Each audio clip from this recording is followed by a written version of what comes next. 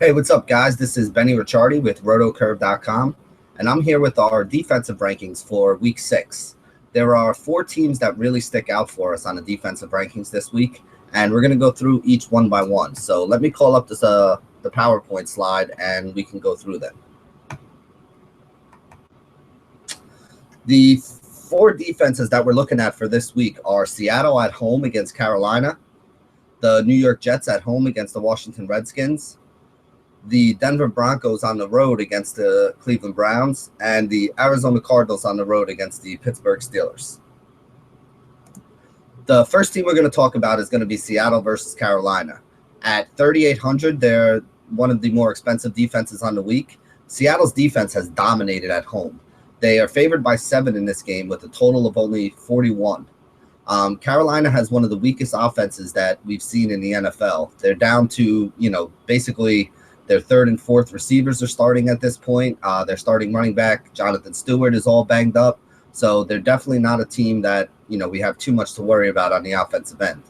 Seattle's defense has only allowed a total of 402 yards and 4 points at home in 2 games. So basically they've given up a field goal and a defensive touchdown that, they allowed an extra point on. Other than that, nobody has put the ball into the end zone against them at home. And that's another reason why we like them. You got a struggling offense going up against a team that has been absolutely dominant on the defensive end at home. And that's why we think this is a really good matchup for Seattle and probably one of the chalk defenses for the week. Another defense we really like this week is the New York Jets going up against the Washington Redskins. The Jets are favored by 5 and at home this week. They have one of the top grades against the run in the league. They have 2 or 3 of their defensive linemen in that 3-4 set that are ranked as some of the top 10 run stoppers that we have in the NFL today. Cousins is a very turnover-prone quarterback for Washington. So if the Jets can stop the run and force Washington into being a one-dimensional passing team, I definitely think there's going to be a chance for them to get some sacks and create some turnovers against Kirk Cousins. Washington is without 2 of their top receiving targets right now, with Djax and Jordan Reed both pretty much banged up and very likely out. That means that they're going down to, guys who are wide receivers 3, 4, 5 on the depth chart, and they're basically down to their 4th tight end with the 1, 2, and 3 tight ends on the depth chart all out at this point in time. The Jets are playing against a team that is basically a skeleton squad with a low-budget quarterback, and I think that there's a good chance that they can make some noise at home, favored in this game, and basically dominate against this Redskins team. The next team we want to talk about is Denver, going up against Cleveland at 3,700. Now, Cleveland's offense has been hot. They've been passing the ball well, but Denver has given up the 5th fewest passing yards allowed so far this season. The averages for the Denver defense this year are just absolutely eye-popping. They've been one of the best defenses that we have in the league. They're only allowing 13 points per game to be scored. They're getting 4.5 sacks per game. They're creating 2.8 turnovers per game. And they're finishing with an average of 17.2 fantasy points, which is basically like having another wide receiver or another running back 2 on your team this week.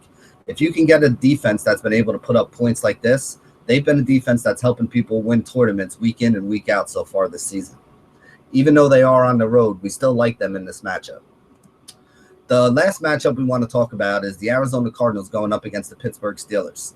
Michael Vick is the quarterback for the Steelers, and that offense has not looked good since he has taken over for Big Ben.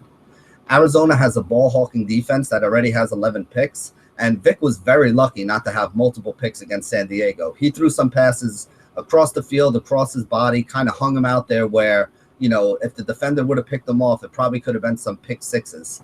And Arizona is one of the best teams we have this year at not only creating turnovers, but turning them into points.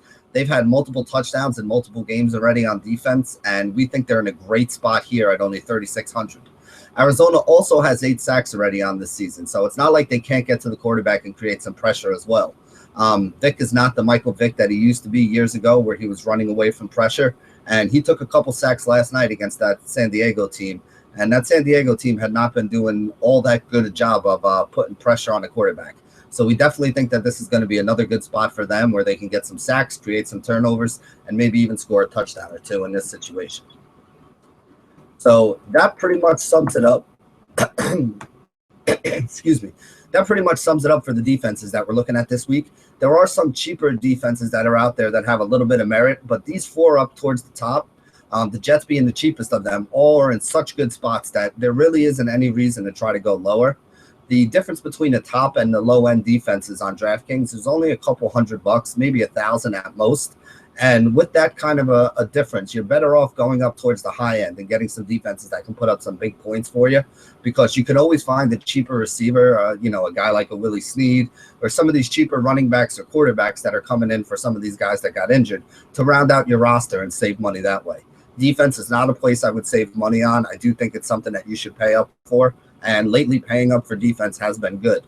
If you paid up for Seattle, if you've been paying up for Denver lately, you probably had some pretty good weeks and some pretty big scores. So that sums it up for our Week 6 defenses. Thank you for joining us here at RotoCurve. And as always, stay classy, DFS.